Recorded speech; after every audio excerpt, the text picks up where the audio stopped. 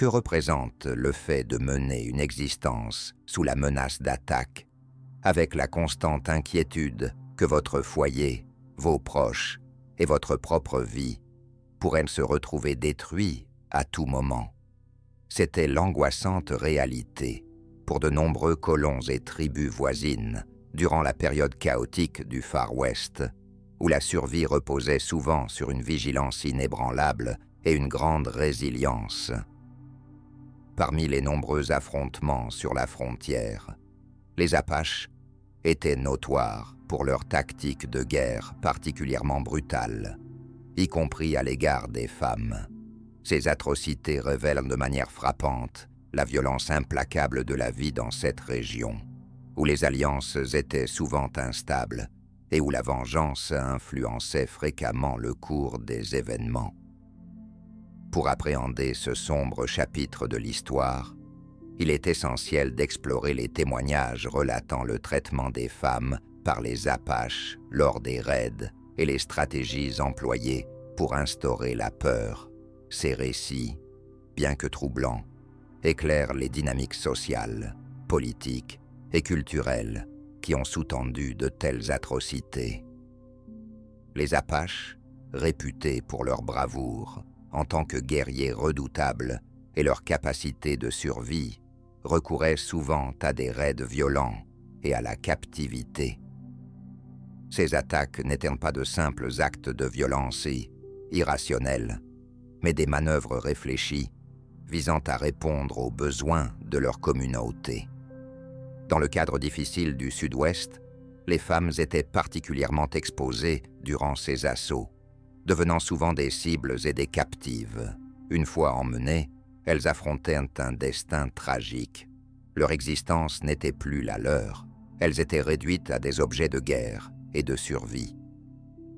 Les documents historiques témoignent de l'horreur vécue par des femmes ligotées et traînées sur de longues distances, éprouvant épuisement, famine et profond traumatisme émotionnel.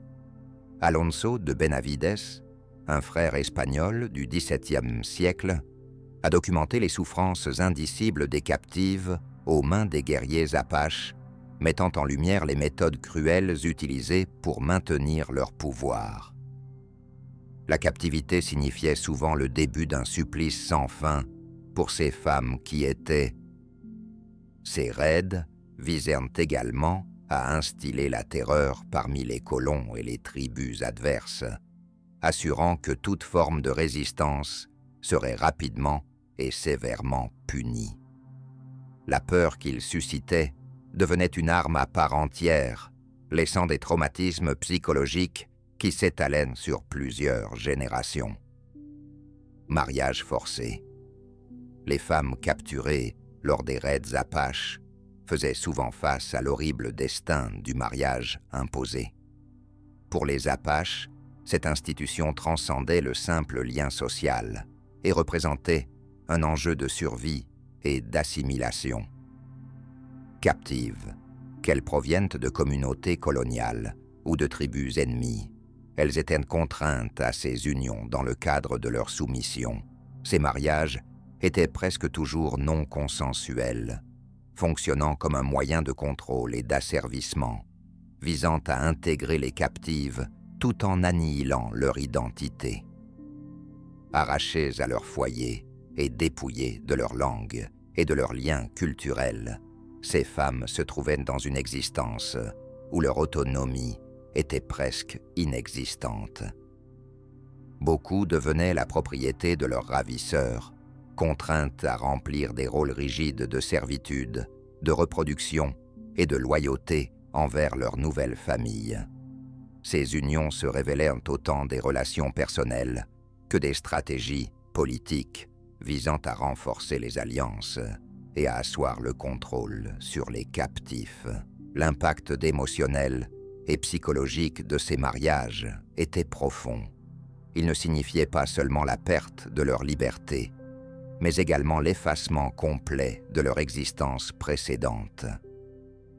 Cette pratique souligne les dures réalités de la survie dans le Far West, où le mariage pouvait être détourné en un moyen d'oppression. Comme l'a noté Tacite dans son analyse des sociétés anciennes, le besoin de domination fait partie intégrante de la nature humaine dans ce contexte.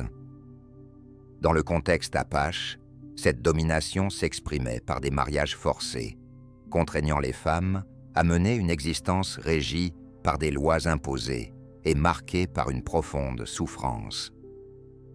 Le scalping, souvent attribué aux tribus amérindiennes du Far West, était à la fois un acte de violence physique et un puissant enjeu psychologique. Pour les Apaches, le scalp représentait un avertissement sinistre aux ennemis, aux colons et aux captifs. Plus qu'un simple acte de brutalité, il constituait une affirmation de domination destinée à semer la terreur et à établir le contrôle sur un territoire. Les scalps, souvent retirés des têtes féminines, étaient parfois affichés comme des trophées ou des symboles de victoire pour ceux qui les voyaient. Le message était limpide. S'opposer aux Apaches impliquait de courir le risque d'une mort brutale et de l'humiliation accentuée par la défaite. L'origine du scalp dans la culture apache demeure complexe. Des recherches anthropologiques indiquent que cette pratique a pu émerger ou être modifiée à partir de traditions guerrières antérieures entre tribus ou avoir été influencée par des pratiques européennes. Hérodote, l'historien grec de l'Antiquité, mentionnait des usages similaires chez les Scythes qui confectionnaient des manteaux avec les scalps de leurs ennemis. Bien que le contexte soit différent, la signification symbolique reste universelle, un témoignage tangible de la conquête. Dans le Far West, le scalp représentait plus qu'une simple victime. Il constituait un moyen de dissuasion en décourageant les colons d'envahir les territoires apaches en renforçant leur crainte face aux attaques. Si les archives historiques confirment son utilisation, il est crucial de considérer la violence réciproque qui prévalait à cette époque. Les colons, soldats et chasseurs de primes scalpaient également les Amérindiens, souvent poussés par des motivations financières ou par un désir de vengeance. Cependant, l'usage du scalp sur les femmes par les Apaches introduisait La violence physique perpétrée sur les femmes durant les raids Apaches dépassait leur seule captivité.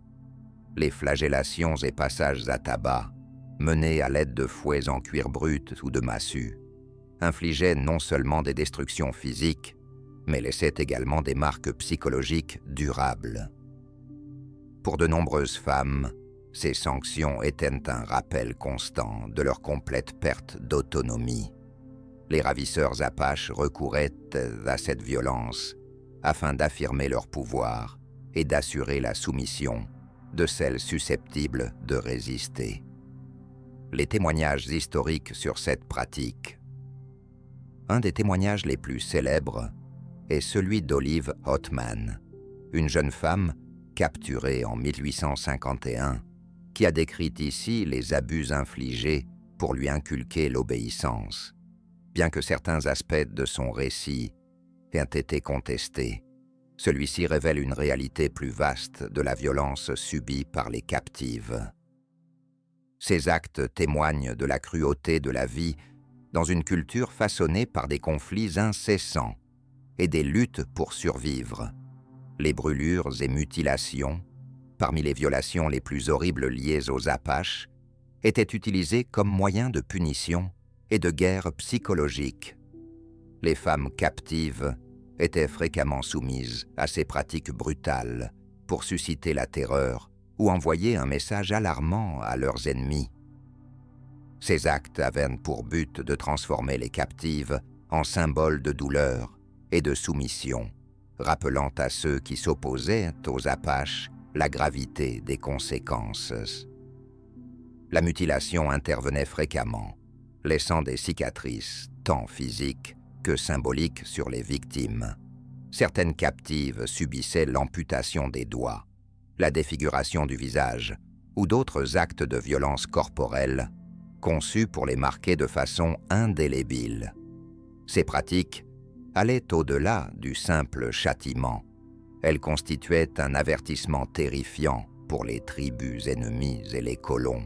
Pour les Apaches, ces démonstrations de violence affirmaient leur domination, insistant sur leur cruauté à travers la chair de leurs victimes.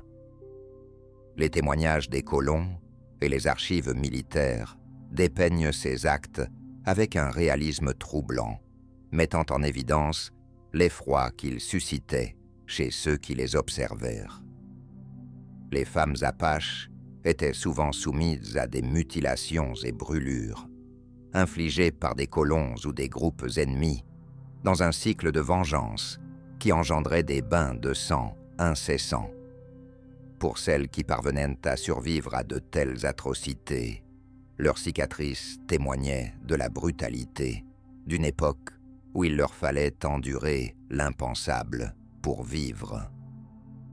Des attaques violentes aux mariages forcés, en passant par les scalps, les mutilations physiques et la torture psychologique, ces pratiques témoignent d'un monde sans pitié, où la survie impliquait souvent des actions inimaginables. En considérant ces réalités troublantes, il est essentiel de se demander quelles leçons nous pouvons tirer des souffrances vécues par ces femmes. De quelle manière ce chapitre de l'histoire façonne-t-il notre perception du pouvoir? N'hésitez pas à partager vos réflexions dans les commentaires. Engagez-vous avec cette histoire en aimant, en vous abonnant et en activant les notifications pour explorer d'autres récits qui révèlent les complexités de notre passé. Votre point de vue est crucial pour la sauvegarde et l'interprétation de l'histoire.